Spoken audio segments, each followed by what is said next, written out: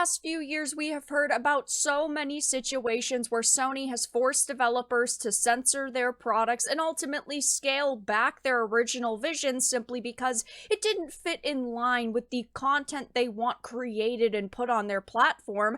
But now, as Sony has continued to censor East Asian games, The Last of Us's co-creator Neil Druckmann has boasted that the PlayStation parent company has allowed Naughty Dog creative freedom.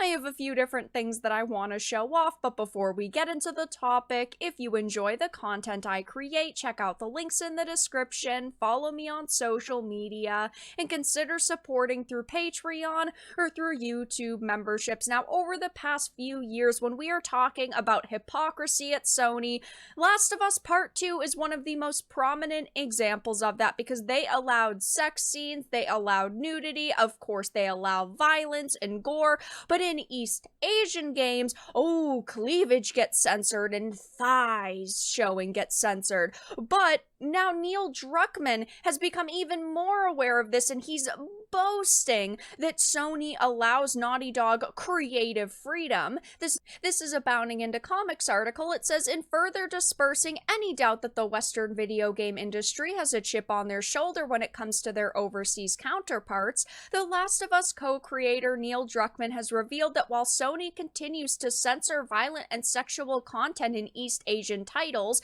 the PlayStation parent company openly affords his team at Naughty Dog Studios an impressive amount of creative freedom. Now, I, of course, do not like The Last of Us Part 2. I love Last of Us 1. The second one was a major letdown, in my opinion, and I do not like Neil Druckmann. But at the end of the day, there should be zero censorship for all of these developers, plain and simple. I don't think that The Last of Us Part 2 should be censored. I don't think that Stellar Blade should be censored. I don't think that any of these games should be altered in any way, shape, or form. And because Sony commanded them to alter the content in order to make it onto their platform, as long as something is properly rated, it should be as simple as that, and it should be the developer's decision on how much they want to, push the boundaries and what kind of content they want to create and put in their game.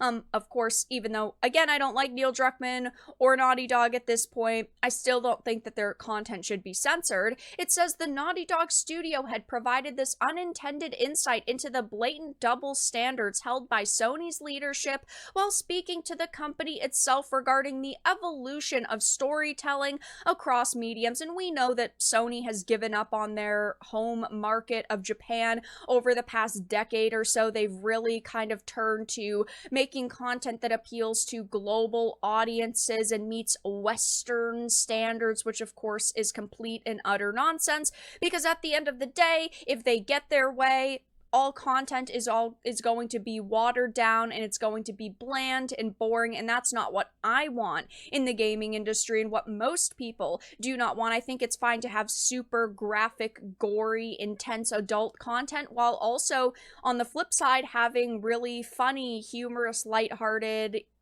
E for everyone content. I think that we should have all sorts of different content, but if we start only appealing to things like Western sensibilities, which of course is BS, we're not going to have that array of content anymore. It says, asked by the entertainment conglomerate for his opinion on how can Sony advance interactive, immersive entertainment and storytelling with its diverse capabilities. Of course, take a shot every time they say diverse. He asserted that there were two key areas for advancing interactive and immersive entertainment, basically just making more games movies. I mean, I love a game that has a rich, really immersive story, don't get me wrong, but Neil Druckmann and Hideo Kojima should get together and basically make a movie, because that's all they really create in the industry now. And I love Kojima's work. I think it's super unique. Again, Last of Us 1 was really fantastic, but their experiences have a little bit to be desired when it comes to interactive entertainment. And it says, secondly, the development of sophisticated tools is crucial. These tools increase our efficiency, enabling us to achieve more with less. He talks about all of these different environmental designs using predefined rules, allowing software to create landscapes automatically. It sounds like he's sort of hinting to AI being the future of the industry, but to this end, finding himself with one additional point to make on the topic, he said one important aspect not directly linked to production or Sony Interactive's entertainment technology is the creative freedom that the company provides. The problem is that the company does not provide creative freedom to everybody.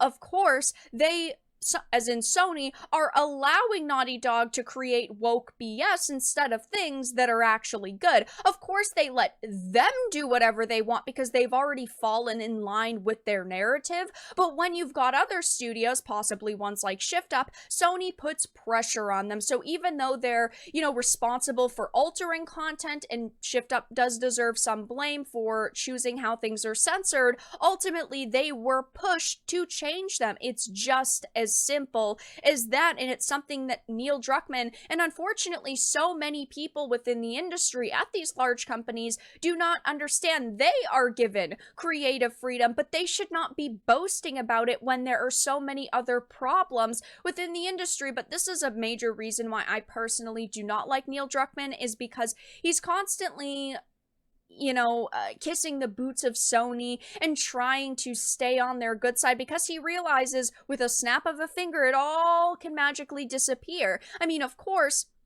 Neil Druckmann is someone who is not giving up on the video game industry, even though about a year ago he said that, I'm not sure how many more projects I've got left in me. He's saying that, his next project could be, his most thrilling yet and could redefine the mainstream perceptions of gaming.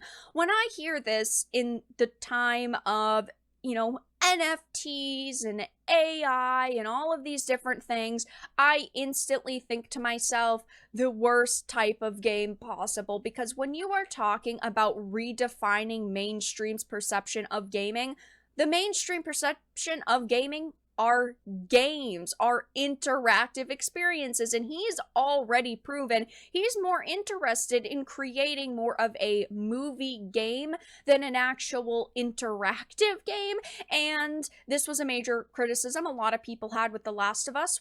Both of them were, repetitive pieces of gameplay, not enough gameplay, things like that. And I don't think that Neil Druckmann is some creative mastermind. This has always been my opinion.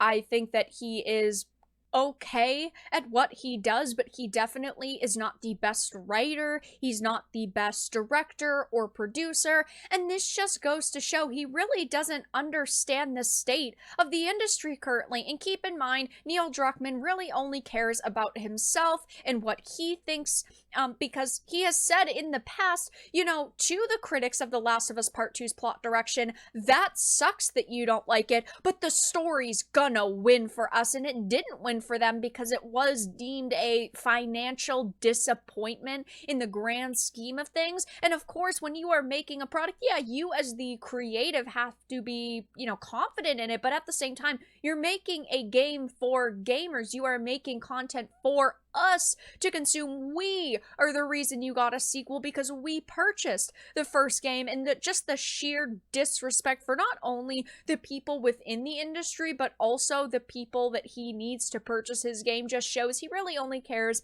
about himself and his own opinion. And while yes, he's saying that of course going forward, he's got all these big ideas and Naughty Dog is allowed creative freedom by Sony, that doesn't mean other developers are treated the same way, and that certainly isn't the case. So it will be interesting to see if he tries to clarify this at all, and talking maybe in the future about the state of the industry. I highly doubt it, but at this point, Neil Druckmann has boasted in the faces of other developers who have been forcefully censored that PlayStation allows Naughty Dog creative freedom. But that's all that I really had to discuss in this video. Let everyone know your thoughts in the comments down below. If you enjoyed this, give it a like, and if you didn't, give it a dislike. I appreciate your support either way, but I will talk to you all again in the next video really soon.